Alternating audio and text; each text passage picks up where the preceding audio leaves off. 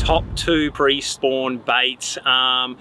It's definitely, you know, it depends where you are, but 100% jerkbait, very, very hard to beat, especially when it's still a little bit cold before they've actually slid up. And then you just can't beat a jig for me when it's like freezing cold or it's just starting to warm up and they're moving up on those rocks, just getting into that next stage. A jig for me just gets those big bites.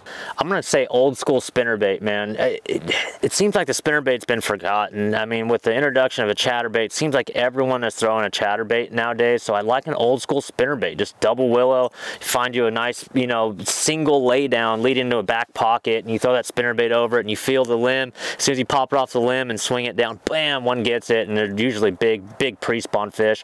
And then, you know, everyone say swim bait, of course, but let's just go with jig. So on that same old school kind of theme, man, you can't go wrong with a spinnerbait and just a flipping jig, 1/2 ounce black and blue flipping jig.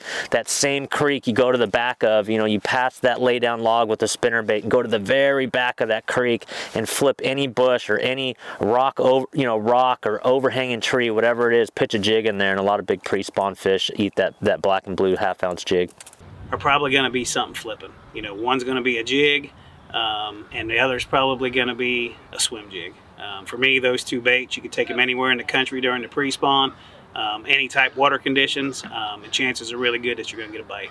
I'm gonna have to go with a flipping jig with a X-Zone Rebel Chunk trailer on the back, and I'm also gonna go with a Rapala DT6 to catch those fish that are staging right before they move up shallow. I gotta say a chatterbait's probably number 1. Obviously, depending where you live, this is kind of an open question. Number 2, and a crankbait's hard to beat too. Oh, pre-spawn baits for me, got to throw a jerk bait once in a while, deep diving, or just a regular bill. And the other one's chatterbait.